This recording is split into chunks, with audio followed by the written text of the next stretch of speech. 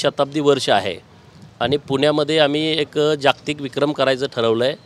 अहिल्यादेवींना अभिवादन त्याच तोलामोलाचं करायचं असं अहिल्या भक्तांनी ठरवलं आहे। 50,000 धनगरी ढोल एका वेळेस वाजवून अभिवादन करण्याचा हा कार्यक्रम आहे आणि म्हटलं आज त्याच्याही बैठका सोलापूर शहर, दक्षिण सोलापूर आणि पुढे अक्कलकोट अशा मीटिंगा ठेवलेल्या आहेत।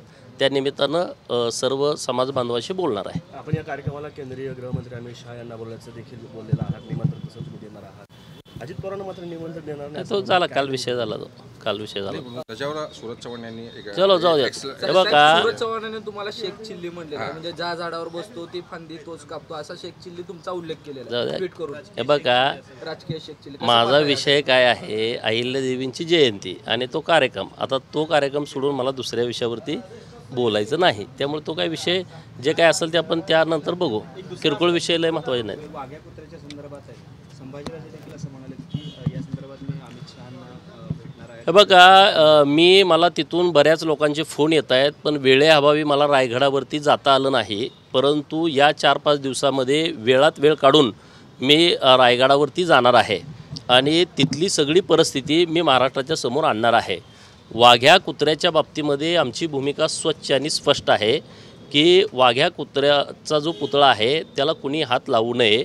सरकारनं याबाबत संजय सोनवणी यांची एक सदस्यीय समिती गठीत करावी, तेच या विषयावरती व्यवस्थितपणे बोलतायत अशी आमची मागणी सरकारकडे आहे। त्यामुळं कोणी काय म्हणतंय त्या गोष्टीला फार महत्त्व आहे असं मला वाटत नाही। सध्या बाळासाहेब ठाकरेंचं एआयचं भाषण गाजतंय, त्यामध्ये असा उल्लेख केलेला आहे की भाजपा संदर्भात असेल, सध्याची शिवसेना गद्दार आहे असा एकंदरीत बाळासाहेब ठाकरेंच्या एआयच्या भाषणामध्ये उल्लेख केलेला आहे। कसं पाहताय एआय? मी काय भाषण ते ऐकलेलं नाही, ऐकून मी तुम्हाला प्रतिक्रिया दिली नाही। काल तुझा मेळावा झाला उद्धव ठाकरे गटाचा, त्यामध्ये बाळासाहेबांचा आवाज आर्टिफिशियल इंटेलिजन्सचा वापर करून आणि त्याच्या माध्यमातून एक टीका करण्याची बघा, लोकांनी आता एकनाथ शिंदे साहेबांच्या शिवसेनेला बहुमत दिलेलं आहे पब्लिकनी। शेवटी सर्वोच्च लोकशाहीमध्ये जनतेला मानलं जातं।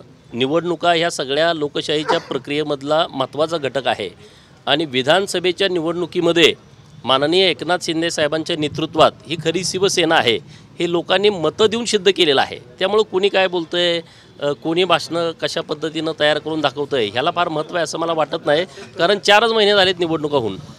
यामध्ये उद्धव ठाकरेंनी जे आहे ते भाजपच्या बूथ प्रमुखांचं पण कौतुक केलेलं आहे, भाजपचा बूथ जो आहे तो स्ट्रॉंग आहे असं केलेलं आहे। कसं पाहताय? नाही, भाजप नेहमी कामात असते। निवडणुका आल्याच्या नंतर भाजप कामाला लागत नाही। आता विधानसभेची निवडणूक झाली आणि भारतीय जनता पार्टीची सभासद नोंदणी सुरू झाली।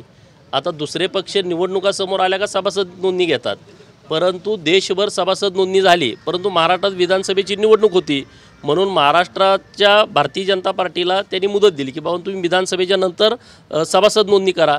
1.5 कोटी सभासद नोंदणी विधानसभेची निवडणूक झाल्यानंतर केलेली आहे। म्हणजे भारतीय जनता पार्टी ही 24 तास आणि 365 दिवस ही कामात असते। मग ते सामाजिक काम असेल, संघटनेचं काम असेल, राजकीय काम असेल, या तिन्ही कामामध्ये झोकून देऊन काम करते। लव जिहाद सारखे प्रकार सोलापुरात घडल्याचा एक आरोप काल काही संघटनांनी केलेला, हिंदुत्ववादी संघटनांनी। आज मोर्चा होतोय, खरं तर यावरती कायदा होणं अनेक दिवसांपासूनची मागणी आहे। कशा पद्धतीने बघा, हिंदू मुलींना टार्गेट करून लव जिहादच्या जाळ्यात अडकवण्याचं षडयंत्र हे सातत्यानं सुरू आहे। हे काही नव्यानंच घटना घडतात अशातला विषय नाही आहे आणि म्हणून हिंदू समाजामध्ये जागृती होण्याची आवश्यकता आहे। मुलींचे आईवडील असतील, जे पालक आहेत, त्यांनी मुलींचे मित्र कोण आहेत, मैत्रिणी कोण आहेत, व्हॉट्सअप ग्रुपवरती त्यांच्या कोण आहे, फेसबुकवरती त्यांना कोण फ्रेंड आहे, त्यांची रोज उठबस कुणाशी आहे, हे सगळं तपासण्याची आवश्यकता आहे। हे एका दिवसात हे सगळं घडत नाही। त्याला व्यवस्थितपणे जाळ्यात ओढून हिंदू मुलींच्या बरोबर लग्न करायचं आणि मुलं जन्माला घालायचं यंत्र म्हणून या मुलींचा उपयोग करून घ्यायचा आणि परत अर्ध्यात सोडून द्यायचं, असे अनेक प्रकरण आहेत। कारण मी स्वतः अहिल्यानगर जिल्ह्यामध्ये काही अशी जी लव जिहादची प्रकरणं झाली तिथं मी 2 दिवसाच्या भेटीचा दौरा केला होता। पुणे जिल्ह्यामधलं तर प्रकरण अत्यंत वेगळ्या वळणावरती होतं, तिथंही मी स्वतः गेलो होतो। किंवा असे अनेक प्रकरणं तुमच्याही कानावरती येतात, माझ्याही कानावरती येतात आणि माध्यमामध्ये येतात। त्यामुळं हिंदू समाजामध्ये जागृती होणं याच्यापेक्षा दुसरा उपाय आता आपल्यासमोर आहे असं मला वाटत नाही। कायदा होण्याच्या दृष्टिकोनातून आमची सरकारकडे मागणी आहे की लव जिहादच्या बाबतीमध्ये राज्य सरकारनं कायदा आणला पाहिजे आणि सरकार त्या पद्धतीनं पावलं उचलत आहे. नाशिकमध्ये काल दर्ग्याचं वरती कारवाई करत असताना पोलिसांवर देखील हल्ला झाल्याचा एक प्रकार बाहेर आला. आपण म्हणताय सगळे की खमक्या गृहमंत्री राज्यात आहे, म्हणून असे असताना पोलिसांवरचे जे हल्ले वारंवार दिसत आहेत त्याबद्दल तुम्ही कशा हे बघा, हे आता देवाभाऊ गृहमंत्री झाल्याच्या नंतर अनेक अतिक्रमणं काढली गेली. विशाळगडावरचं अतिक्रमण काढलं, किती वर्षाचं अतिक्रमण होतं. प्रतापगडाच्या पायथ्याचं तिथलं अतिक्रमण काढलं. म्हणजे आता ह्या सगळ्या लोकांना माहीत झालं आहे की हे गृहमंत्री अत्यंत खमके असल्यामुळं जिथं कुठं बेकायदेशीर असे प्रकरणं घडलेली आहेत, मग काही मशिदी उभा करणं असेल किंवा काही बेकायदेशीर अतिक्रमणं करणं, मजारी उभा करणं, असे प्रकार घडले असतील तर ह्या लोकांना तर माहीत आहे की गृहमंत्री अजिबात हे खपून घेत नाहीत आणि ते 100% काढलं जाणार. मग असे काढताना कुठं ते आक्रमण करण्याचा प्रयत्न करतायत. परंतु सरकार इतकं सक्षम आहे, पोलिसांच्यावरती जो कोणी हात उचलण्याचा प्रयत्न करेल त्याला त्याच भाषेत, कायद्याच्या भाषेमध्ये उत्तर दिलं जाईल, त्यांच्यावरती कारवाई केली जाईल. आणि ह्याचे आता अनुभव आपल्याला आलेले आहेत. आता नागपूरमध्ये बघितलं तुम्ही, ज्यांनी तो दंगलखोर मेन होता त्याचं घरसुद्धा पाडून टाकलं सगळं. नंतर कोर्टाने स्टे दिला, हा दुसरा भाग. परंतु तिथंपर्यंतची कारवाई राज्य सरकारच्या माध्यमातून केली गेली. बुलडोझर कारवाई नागपूरमध्ये बघायला मिळाली, नाशिकमध्ये पण बुलडोझर कारवाई सगळीकडेच झाली पाहिजे. जिथं जिथं आक्रमणं केलेली आहेत, अतिक्रमणं केलेली आहेत, सरकारी जागे बळकावलेले आहेत, काही लोकांच्या जागा, गोरगरीब लोकांच्या जागा गुंडगिरी करून बळकावलेल्या आहेत, लँड जिहादचा जो प्रकार झालेला आहे त्या सगळ्या गोष्टीवरती कारवाई झाली पाहिजे. सरकार त्या बाबतीमध्ये नक्की कारवाई करेल, त्यामध्ये कुठंही मागे पुढं सरकार बघणार नाही. बघा, पुण्यातली जयंती ही एकदम वेगळ्या पद्धतीनं सांस्कृतिकदृष्ट्या करण्याचं आमचं ठरलं आहे. धनगर समाजाला एक मोठा सांस्कृतिक वारसा आहे. धनगर समाजाकडं गजनृत्य आहे, धनगर समाजाकडं ढोल वादन आहे, धनगर समाजाकडं ओवी गायली जाते. धनगर समाजामधल्या ज्या प्रथा आहेत, म्हणजे काचुळी घालणं असेल देवाला जातानाची, तिथं लिंबाचा कार्यक्रम असेल, सवासण्याचा कार्यक्रम असेल, जक्याराचा कार्यक्रम असेल, नंतर आपल्या गावागावामध्ये वालगाचे कार्यक्रम होतात. अशी वेगवेगळी संस्कृती जी जतन करण्यासारखी आहे. आणि म्हणून सगळ्या अहिल्या भक्तांनी ठरवलं की धनगरांच्याकडं जी ढोल वादनाची संस्कृती आहे, गजनृत्याची संस्कृती आहे आणि ओवी गाण्याची संस्कृती आहे, ही खूप प्राचीन आहे. आणि त्या ढोल वादन संस्कृतीचं किंवा गजनृत्याचं हे नवीन पिढीलासुद्धा आकलन झालं पाहिजे, त्यांना माहिती झाली पाहिजे. नवीन पोरांना लाज वाटते, मी गजे कसं खेळू, मी ढोल कसं वाजवू, मी आता शिकलो आहे, मी जरा मोठा झालो आहे, मी एक मोठा बंगला बांधला आहे, माझ्याकडे 4 चाकी गाडी आली आहे, बिना घेरची गाडी आहे, ऑटोमॅटिक गाडी आहे, मी कसं असं त्याला वाटायला लागलं आहे. आणि आमच्याकडे इतका मोठा सांस्कृतिक वारसा असताना जर आपल्याला लाज वाटत असेल तर ती बाळगता कामा नये. आणि म्हणून अहिल्यादेवींचं व्यक्तिमत्व हे जगात एक वेगळं व्यक्तिमत्व आहे. महिला राजकर्त्या म्हणून त्यांची जी प्रतिमा आहे ती जगभरामध्ये आहे. आणि म्हणून आम्ही ठरवलं की जगात कुठं असं झालं नाही असा कार्यक्रम पुण्यात करायचा. गिनीज बुकमध्ये याची नोंद होणार आहे. आत्तापर्यंत जगामध्ये जेवढी रेकॉर्ड झालेले आहेत ते 10,000पेक्षा जास्त वाद्य वाजवण्याची रेकॉर्ड झालेली नाहीत. मागं पंजाबमध्ये 7,000 ढोल एकत्रित वाजवले गेले. मागं श्री श्री रविशंकर गुरुजींच्या माध्यमातून 2012ला 16ला दिल्लीमध्ये आणि कोल्हापूरमध्ये 1300 ढोल वाजवले होते.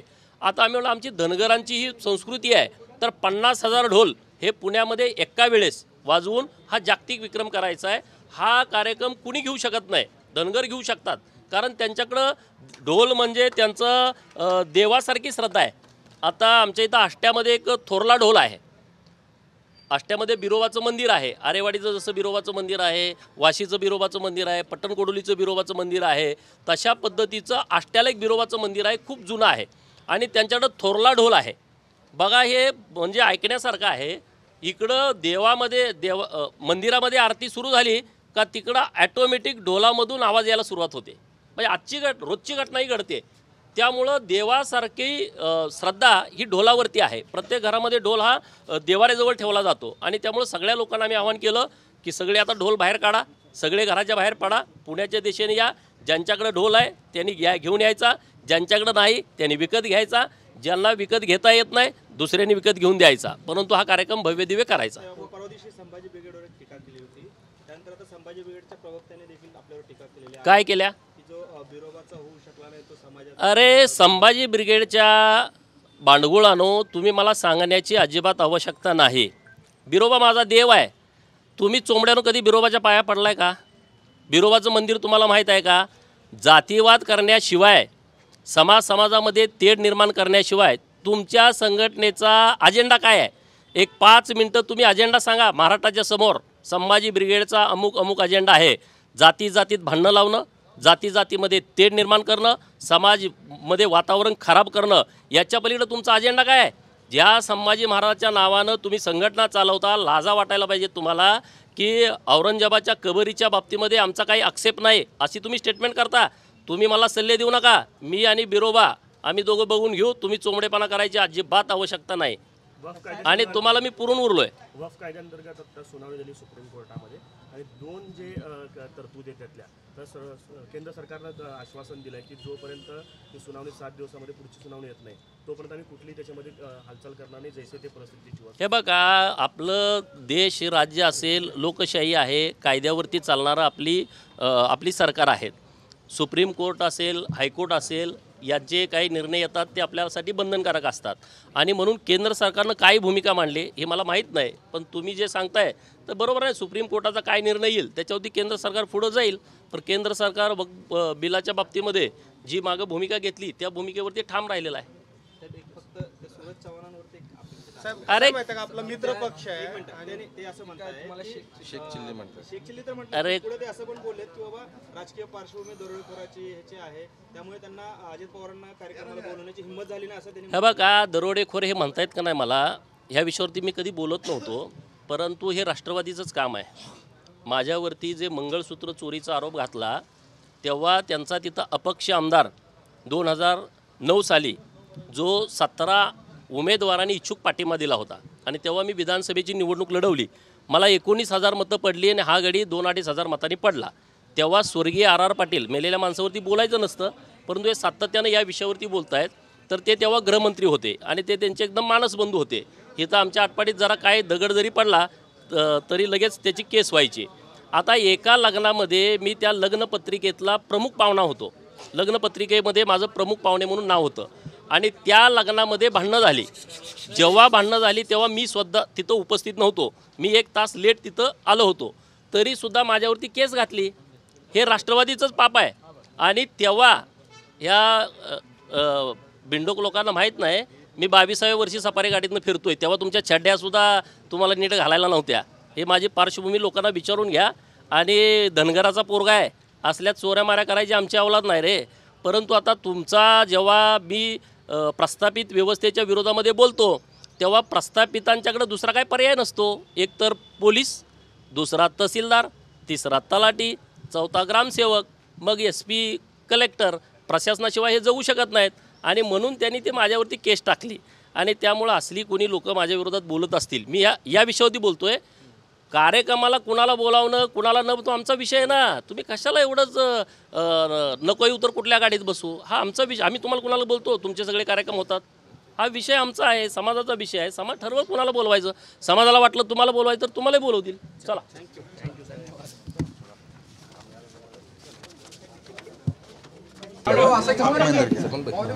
म्हणजे इथं आणि अक्कलकोट दोन.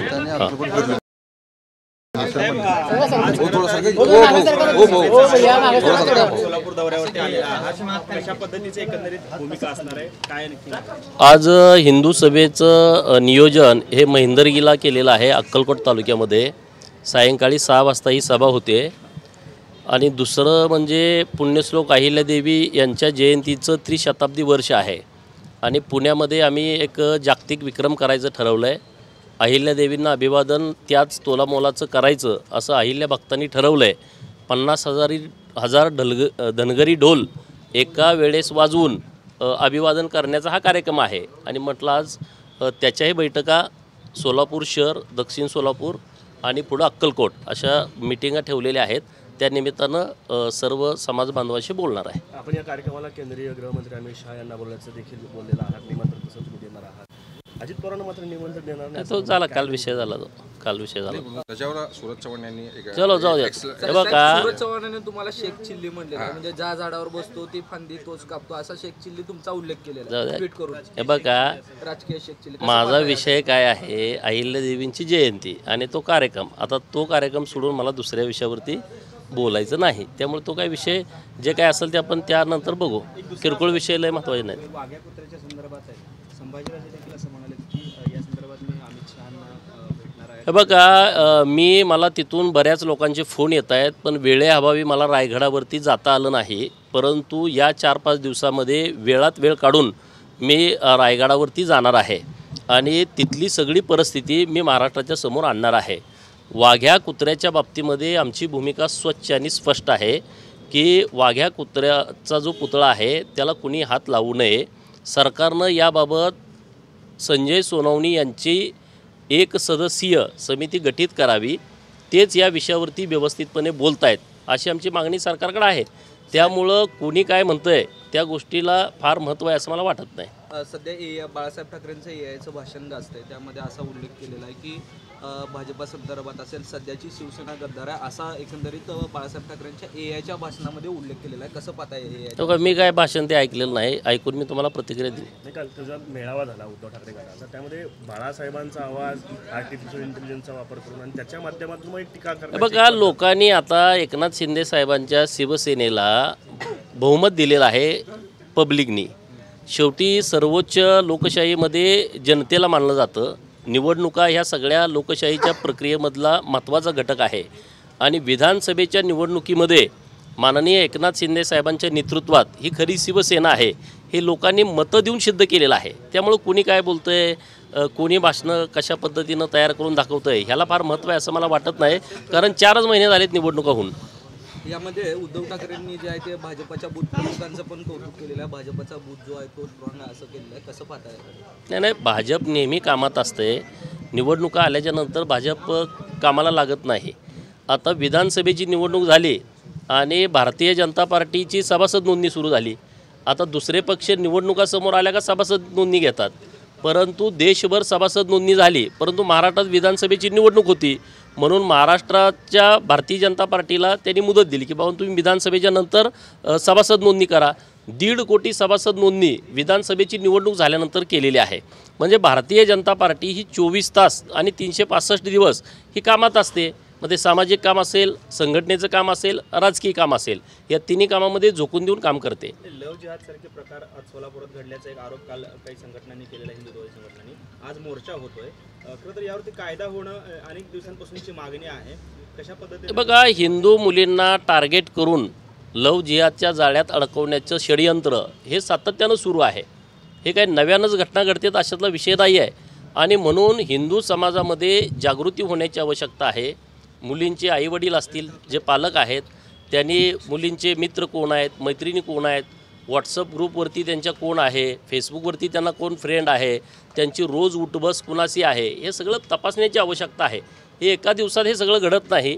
त्याला व्यवस्थितपणे जाळ्यात ओढून हिंदू मुलींच्या बरोबर लग्न करायचं आणि मुलं जन्माला घालायचं यंत्र म्हणून या मुलींचा उपयोग करून घ्यायचा आणि परत अर्ध्यात सोडून द्यायचं, असे अनेक प्रकरणं आहेत. कारण मी स्वतः अहिल्यानगर जिल्ह्यामध्ये काही अशी जे लव जिहादची प्रकरणं झाली तिथं मी 2 दिवसाच्या भेटीचा दौरा केला होता. पुणे जिल्ह्यामधलं तर प्रकरण अत्यंत वेगळ्या वळणावरती होतं, तिथंही मी स्वतः गेलो होतो. किंवा असे अनेक प्रकरणं तुमच्याही कानावरती येतात, माझ्याही कानावरती येतात आणि माध्यमामध्ये येतात. त्यामुळं हिंदू समाजामध्ये जागृती होणं याच्यापेक्षा दुसरा उपाय आता आपल्यासमोर आहे असं मला वाटत नाही. कायदा होण्याच्या दृष्टिकोनातून आमची सरकारकडे मागणी आहे की लव जिहादच्या बाबतीमध्ये राज्य सरकारनं कायदा आणला पाहिजे आणि सरकार त्या पद्धतीनं पावलं उचलत आहे. नाशिकमध्ये काल दर्ग्याचं वरती कारवाई करत असताना पोलिसांवर देखील हल्ला झाल्याचा एक प्रकार पाहायला मिळाला. आपण म्हणताय सगळे की खमक्या गृहमंत्री राज्यात आहे, म्हणून असे असताना पोलिसांवरचे जे हल्ले वारंवार दिसत आहेत त्याबद्दल तुम्ही कशा? हे बघा, हे आता देवाभाऊ गृहमंत्री झाल्याच्या नंतर अनेक अतिक्रमणं काढली गेली. विशाळगडावरचं अतिक्रमण काढलं, किती वर्षाचं अतिक्रमण होतं. प्रतापगडाच्या पायथ्याचं तिथलं अतिक्रमण काढलं. म्हणजे आता या सगळ्या लोकांना माहीत झालं आहे की हे गृहमंत्री अत्यंत खमके असल्यामुळं जिथं कुठं बेकायदेशीर असे प्रकरणं घडलेली आहेत, मग काही मशिदी उभा करणं असेल किंवा काही बेकायदेशीर अतिक्रमणं करणं, मजारी उभा करणं, असे प्रकार घडले असतील तर ह्या लोकांना तर माहीत आहे की गृहमंत्री अजिबात हे खपून घेत नाहीत आणि ते 100% काढलं जाणार. मग असे काढताना कुठं ते आक्रमण करण्याचा प्रयत्न करतायत. परंतु सरकार इतकं सक्षम आहे, पोलिसांच्यावरती जो कोणी हात उचलण्याचा प्रयत्न करेल त्याला त्याच भाषेत, कायद्याच्या भाषेमध्ये उत्तर दिलं जाईल, त्यांच्यावरती कारवाई केली जाईल. आणि ह्याचे आता अनुभव आपल्याला आलेले आहेत. आता नागपूरमध्ये बघितलं तुम्ही, ज्यांनी तो दंगलखोर मेन होता त्याचं घरसुद्धा पाडून टाकलं सगळं. नंतर कोर्टाने स्टे दिला, हा दुसरा भाग. परंतु तिथंपर्यंतची कारवाई राज्य सरकारच्या माध्यमातून केली गेली. बुलडोझर कारवाई नागपूरमध्ये बघायला मिळाली, नाशिकमध्ये पण बुलडोझर कारवाई सगळीकडेच झाली पाहिजे. जिथं जिथं आक्रमण केलेली आहेत, अतिक्रमणं केलेली आहेत, सरकारी जागे बळकावलेल्या आहेत, काही लोकांच्या जागा, गोरगरीब लोकांच्या जागा गुंडगिरी करून बळकावलेल्या आहेत, लँड जिहादचा जो प्रकार झालेला आहे त्या सगळ्या गोष्टीवरती कारवाई झाली पाहिजे. सरकार त्या बाबतीमध्ये नक्की कारवाई करेल, त्यामध्ये कुठंही मागे पुढं सरकार बघणार नाही. बघा, पुण्यातली जयंती ही एकदम वेगळ्या पद्धतीनं सांस्कृतिकदृष्ट्या करण्याचं आमचं ठरलं आहे. धनगर समाजाला एक मोठा सांस्कृतिक वारसा आहे. धनगर समाजाकडं गजनृत्य आहे, धनगर समाजाकडं ढोल वादन आहे, धनगर समाजाकडं ओवी गायली जाते. धनगर समाजामधल्या ज्या प्रथा आहेत, म्हणजे काचुळी घालणं असेल देवाला जातानाची, तिथं लिंबाचा कार्यक्रम असेल, सवासण्याचा कार्यक्रम असेल, जक्याराचा कार्यक्रम असेल, नंतर आपल्या गावागावामध्ये वालगाचे कार्यक्रम होतात. अशी वेगवेगळी संस्कृती जी जतन करण्यासारखी आहे. आणि म्हणून सगळ्या अहिल्या भक्तांनी ठरवलं की धनगरांच्याकडं जी ढोल वादनाची संस्कृती आहे, गजनृत्याची संस्कृती आहे आणि ओवी गाण्याची संस्कृती आहे, ही खूप प्राचीन आहे. आणि त्या ढोल वादन संस्कृतीचं किंवा गजनृत्याचं हे नवीन पिढीला सुद्धा आकलन झालं पाहिजे, त्यांना माहिती झाली पाहिजे. नवीन पोरांना लाज वाटते, मी गजे कसं खेळू, मी ढोल कसं वाजवू, मी आता शिकलो आहे, मी जरा मोठा झालो आहे, मी एक मोठा बंगला बांधला आहे, माझ्याकडे 4 चाकी गाडी आली आहे, बिना घेरची गाडी आहे, ऑटोमॅटिक गाडी आहे, मी कसं असं त्याला वाटायला लागलं आहे. आणि आमच्याकडं इतका मोठा सांस्कृतिक वारसा असताना जर आपल्याला लाज वाटत असेल तर ती बाळगता कामा नये. आणि म्हणून अहिल्यादेवींचं व्यक्तिमत्व हे जगात एक वेगळं व्यक्तिमत्व आहे. महिला राजकर्त्या म्हणून त्यांची जी प्रतिमा आहे ती जगभरामध्ये आहे. आणि म्हणून आम्ही ठरवलं की जगात कुठं असं झालं नाही असा कार्यक्रम पुण्यात करायचा. गिनीज बुकमध्ये याची नोंद होणार आहे. आत्तापर्यंत जगामध्ये जेवढी रेकॉर्ड झालेले आहेत ते 10,000पेक्षा जास्त वाद्य वाजवण्याची रेकॉर्ड झालेली नाहीत. मागं पंजाबमध्ये 7,000 ढोल एकत्रित वाजवले गेले. मागं श्री श्री रविशंकर गुरुजींच्या माध्यमातून 2012ला 16ला दिल्लीमध्ये आणि कोल्हापूरमध्ये 1300 ढोल वाजवले होते. आता आम्ही म्हणलं आमची धनगरांची ही संस्कृती आहे तर 50,000 ढोल हे पुण्यामध्ये एका वेळेस वाजवून हा जागतिक विक्रम करायचा आहे. हा कार्यक्रम कुणी घेऊ शकत नाही, धनगर घेऊ शकतात, कारण त्यांच्याकडं ढोल म्हणजे त्यांचं देवासारखी श्रद्धा आहे. आता आमच्या इथं आष्ट्यामध्ये एक थोरला ढोल आहे. आष्ट्यामध्ये बिरोबाचं मंदिर आहे. आरेवाडीचं जसं बिरोबाचं मंदिर आहे, वाशीचं बिरोबाचं मंदिर आहे, पट्टणकोडोलीचं बिरोबाचं मंदिर आहे, तशा पद्धतीचं आष्ट्याला एक बिरोबाचं मंदिर आहे, खूप जुनं आहे. आणि त्यांच्याकडं थोरला ढोल आहे.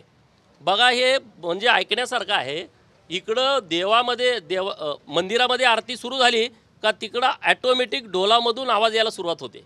म्हणजे रोजची घटनाही घडते.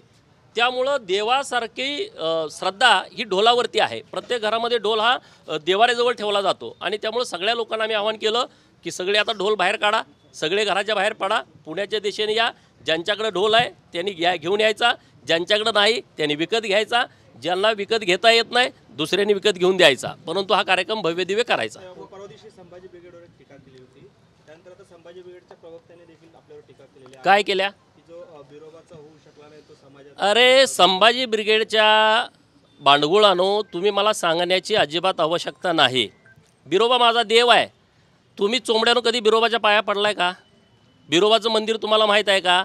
जातीवाद करण्याशिवाय, समाजामध्ये तेढ निर्माण करण्याशिवाय तुमच्या संघटनेचा अजेंडा काय आहे? एक 5 मिनटं तुम्ही अजेंडा सांगा महाराष्ट्राच्या समोर. संभाजी ब्रिगेडचा अमुक अजेंडा आहे. जातीत भांडणं लावणं, जातीमध्ये तेढ निर्माण करणं, समाजमध्ये वातावरण खराब करणं, याच्या पलीकडे तुमचा अजेंडा काय आहे? ज्या संभाजी महाराजांच्या नावानं तुम्ही संघटना चालवता, लाजा वाटायला पाहिजे तुम्हाला की औरंगजेबाच्या कबरीच्या बाबतीमध्ये आमचा काही आक्षेप नाही अशी तुम्ही स्टेटमेंट करता. तुम्ही मला सल्ले देऊ नका. मी आणि बिरोबा आम्ही दोघं बघून घेऊ. तुम्ही चोंबडेपणा करायची अजिबात आवश्यकता नाही. आणि तुम्हाला मी पुरून उरलोय. वक्फ कायद्याअंतर्गत आता सुनावणी झाली सुप्रीम कोर्टामध्ये आणि 2 जे तरतुदी आहेत त्यातल्या तर केंद्र सरकारनं आश्वासन दिलं आहे की जोपर्यंत ही सुनावणी 7 दिवसामध्ये पुढची सुनावणी येत नाही तोपर्यंत आम्ही कुठलीही त्याच्यामध्ये हालचाल करणार नाही, जैसे ते परिस्थितीची. हे बघा, आपलं देश राज्य असेल, लोकशाही आहे, कायद्यावरती चालणारं आपली सरकार आहेत. सुप्रीम कोर्ट असेल, हायकोर्ट असेल, यात जे काही निर्णय येतात ते आपल्यासाठी बंधनकारक असतात. आणि म्हणून केंद्र सरकारनं काय भूमिका मांडली हे मला माहीत नाही, पण तुम्ही जे सांगताय तर बरोबर आहे. सुप्रीम कोर्टाचा काय निर्णय येईल त्याच्यावरती केंद्र सरकार पुढं जाईल. पण केंद्र सरकार बिलाच्या बाबतीमध्ये जी मागं भूमिका घेतली त्या भूमिकेवरती ठाम राहिलेला आहे. त्यात एक फक्त ते सूरज चव्हाणांवरती एक अपेक्षा साहेब अरे कसं माहिती आहे का आपला मित्र पक्ष एक आहे मिनिट ते असं म्हणताय की शेख चिल्ली म्हणतात. शेख चिल्ली तर अरे. म्हटलं पुढे ते असं पण बोललेत की बाबा राजकीय पार्श्वभूमी दरोडेखोराची ह्याची आहे त्यामुळे त्यांना अजित पवारांना कार्यक्रमाला बोलवण्याची हिंमत झाली नाही असं त्यांनी हे बघा दरोडेखोर हे म्हणतायत का नाही मला ह्या विषयावरती मी कधी बोलत नव्हतो, परंतु हे राष्ट्रवादीचंच काम आहे. माझ्यावरती जे मंगळसूत्र चोरीचा आरोप घातला तेव्हा त्यांचा तिथं अपक्ष आमदार 2009 साली जो 17 उमेदवारांनी इच्छुक पाठिंबा दिला होता आणि तेव्हा मी विधानसभेची निवडणूक लढवली. मला 19,000 मतं पडली आणि हा गडी 2-2.5 हजार मतांनी पडला. तेव्हा स्वर्गीय R.R. पाटील मेलेल्या माणसावरती बोलायचं नसतं, परंतु हे सातत्यानं या विषयावरती बोलत आहेत. तर ते तेव्हा गृहमंत्री होते आणि ते त्यांचे एकदम मानसबंधू होते. इथं आमच्या आटपाडीत जरा काय दगड जरी पडला तरी लगेच त्याची केस व्हायची. आता एका लग्नामध्ये मी त्या लग्नपत्रिकेतला प्रमुख पाहुणा होतो. लग्नपत्रिकेमध्ये माझं प्रमुख पाहुणे म्हणून नाव होतं आणि त्या लग्नामध्ये भांडणं झाली. जेव्हा भांडणं झाली तेव्हा मी स्वतः तिथं उपस्थित नव्हतो. मी 1 तास लेट तिथं आलो होतो, तरीसुद्धा माझ्यावरती केस घातली. हे राष्ट्रवादीचंच पाप आहे. आणि तेव्हा ह्या बिंडोक लोकांना माहीत नाही मी 22व्या वर्षी सफारी गाडीतनं फिरतोय, तेव्हा तुमच्या छड्ड्यासुद्धा तुम्हाला नीट घालायला नव्हत्या. हे माझी पार्श्वभूमी लोकांना विचारून घ्या. आणि धनगराचा पोरगा आहे, असल्या चोऱ्या माऱ्या करायची आमची अवलाद नाही रे. परंतु आता तुमचा जेव्हा मी प्रस्थापित व्यवस्थेच्या विरोधामध्ये बोलतो तेव्हा प्रस्थापितांच्याकडे दुसरा काय पर्याय नसतो. एक तर पोलीस, दुसरा तहसीलदार, तिसरा तलाठी, चौथा ग्रामसेवक, मग SP, कलेक्टर. प्रशासनाशिवाय हे जगू शकत नाहीत. आणि म्हणून त्यांनी ते माझ्यावरती केस टाकली. आणि त्यामुळं असली कोणी लोक माझ्या विरोधात बोलत असतील, मी या विषयावरती बोलतो आहे.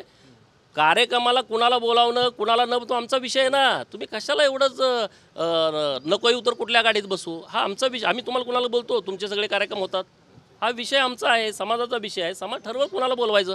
समाजाला वाटलं तुम्हाला बोलवायचं तर तुम्हालाही बोलवतील. चला.